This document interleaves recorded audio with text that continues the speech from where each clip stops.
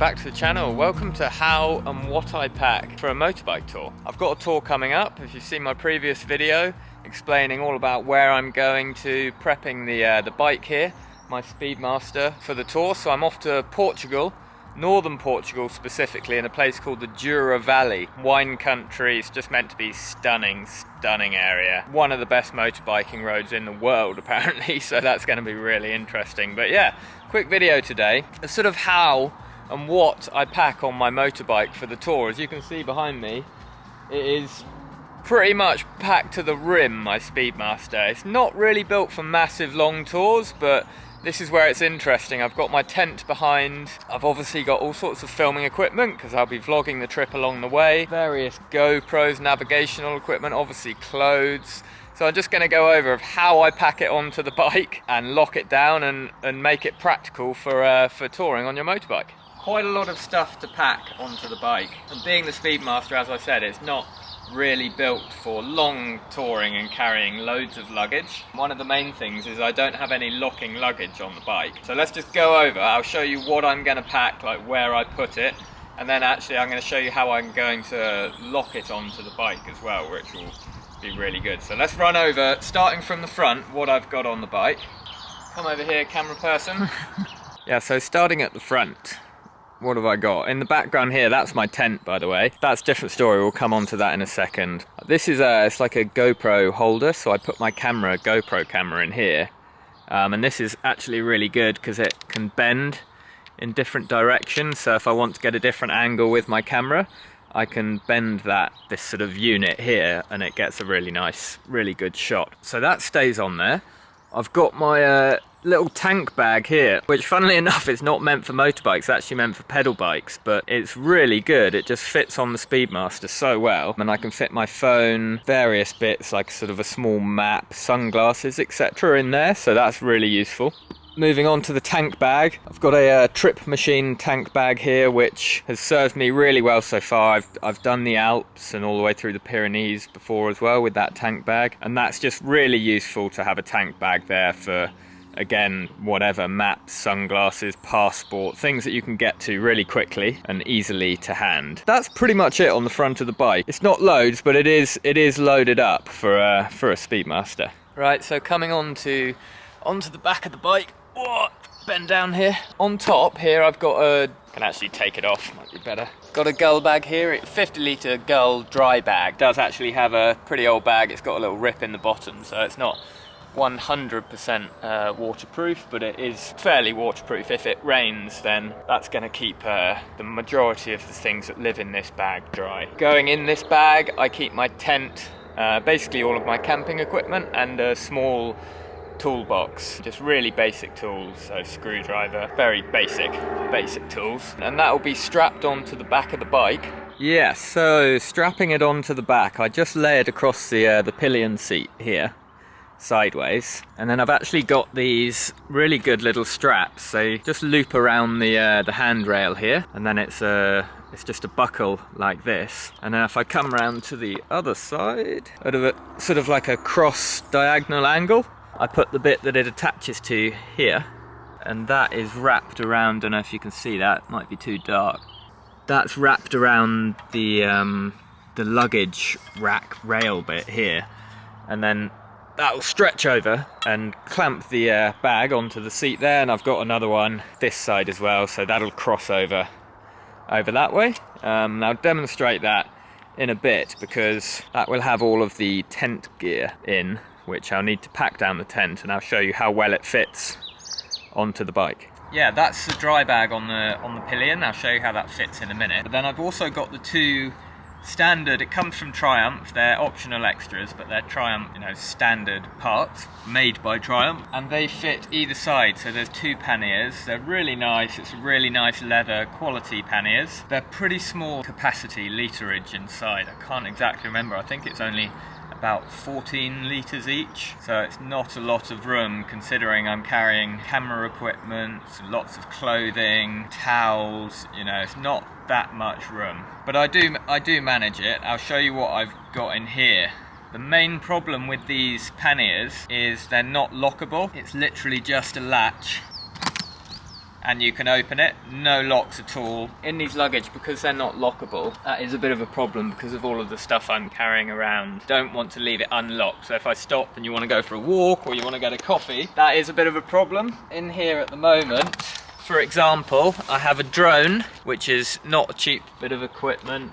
I've got my laptop, and I've also got a TomTom sat-nav as well. That in itself is quite a bit of valuable equipment. I have got a really cool way, a good way I've found of locking this, which hopefully, I haven't tried it before, but hopefully works really well. So I've just ordered some lockable straps that you can wrap around your panniers to lock them. This is it's steel cord, so it's got a steel core all the way through the middle, like a meshed steel wire, and you just wrap it around the bag, and it's got a key here, and I can lock that, and then supposedly that's really good at just basically locking your luggage to the bike and stop people from being able to open the lid. So I'll demonstrate it now and put them on. This is the second time I've put them on, so I'll put them on and we'll give the bag a bit of a pull and everything and see how like safe it is.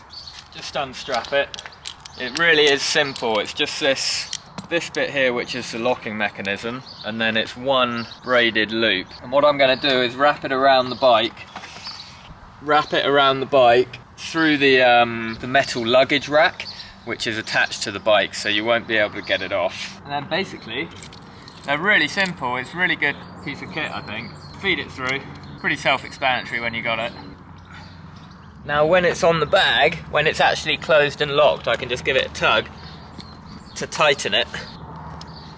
Tuck the excess round the back. So that is on there. What do you think? I think it's really really good. I think that's really secure. I mean, you could get in. I think if you really spent some time trying to get in and you had some tools, I'm sure you could find a way. You could cut open the canvas bag, but it would take a fair amount of work to do it. And bearing in mind I'm not going to leave the bike overnight like this. I'm only going to be gone for an hour or two max, and I'll leave it in public places. I think that should do the job, hopefully. I hope it does anyway, because I'm a little nervous with that amount of equipment in it. Right, the obligatory test.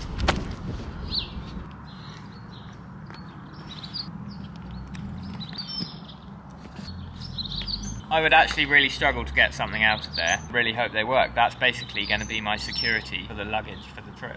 That's pretty much the standard baggage I'm going to be carrying with me onto the tent for the trip. It's a one-man tent, so it is really small and it packs up really small, which is ideal for saving space, obviously. I have like a roll-up, blow-up mat with a mattress that I sleep on. It's only sort of an inch or two thick, but actually it is fairly comfortable. You get used to it pretty quickly. And I have a pillow. I did have a sleeping bag, but I can't find it at the moment, so I'm going to have to look for that before I leave, which is in 2 days. But we'll get that sorted.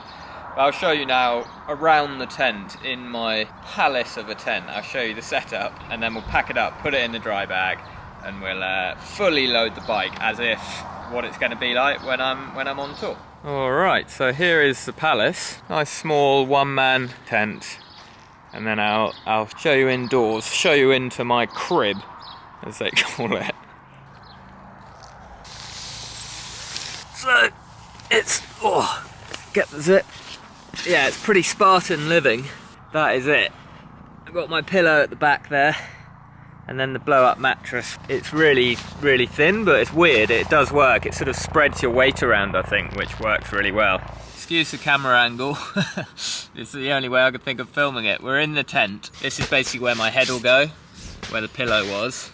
And then this is like the inner door with like a mesh bit on the top to let airflow come, which is really good in hot countries. It shouldn't be too hot in Portugal, but that'll be handy. And then basically where I keep my luggage, I unclip the main door, close the main door up, and there's like a tiny little compartment here where I can keep my both of my panniers. All of my gear sort of fits in here. Look, some of it beside me. It's really tight, cozy, shall we say? But yeah, that's the setup. It's really packed light, really small. Yeah, you've seen into my private suite where I'll be sleeping. The plan, basically, I do like camping as much as I can really on these trips, because first of all it's cheap.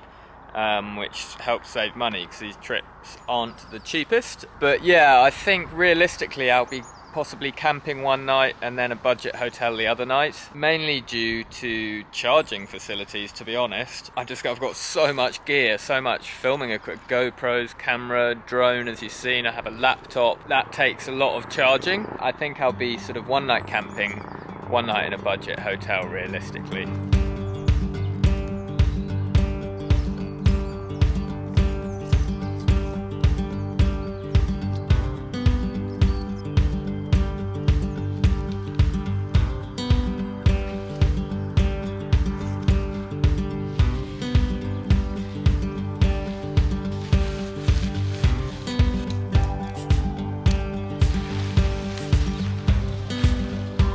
So that's packed the tent down, which is really good actually. It's really quick, easy to pack down, which is good for when you're on tour, to have a tent that obviously packs up as small as possible, but that's simple and basically easy to just set up and put away. So yeah, this is basically all of my camping equipment, bar the sleeping bag. My pillow in there, it's nice and small, packs up really small. This is the that blow-up mattress. It does say it's a helium mattress, but it's never blown itself up. I do it the whole time, but it doesn't take too long. Tent packs up really nice and small as well, and all of this will just fit into my dry bag, along with a few other things, a small toolbox and like a dry towel for showering, or if I fancy a swim or a dip or something. There we go, dry bag strapped on. So I've got these cross straps. It's nice and tight. They're really good. You can just grab these extra bit here and give it a pull and it tightens it up really tight. I mean, I've done all of my tours with these two straps, just strapping this dry bag on. That works really well. That is pretty much everything on the bike there, bar spin around down there. That's my camera bag, so I'll keep my camera, GoPro equipment, batteries, all sorts in there. That's my lifeline. That's where the value is, so that's going to be on my back the whole time. Never get that out of sight. What do you think? It's pretty well loaded, I think. There is room, if I fancy, I can put a second bag on top of the dry bag at the back, excuse me. And yeah, I'm fully loaded up and ready to go, ready to hit the road. Yeah, the beauty of just having the tent, which isn't that much extra effort to just strap on the back there, that you can just camp anywhere. If there's a lack of a hotel, or if I want to put like a few extra miles in on the road that day,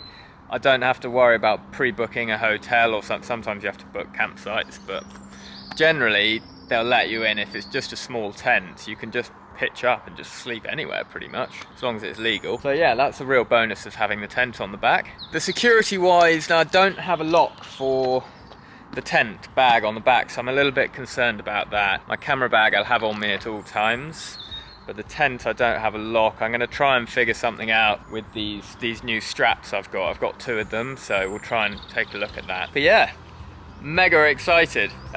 Really excited. I hope you like the vid, guys. I hope you're looking forward to the tour as well. I'm leaving in a couple of days, so please don't forget to subscribe if you like the vid, and follow along my journey in Portugal, off to the north of Portugal. It's meant to be stunning, the Douro Valley, so yeah, stay tuned and look forward to seeing you in the next one. I'll see you on the ferry at Portsmouth on our way to Santander next time. Till then, all the best, thanks for watching. See you on the road. Ciao Bella.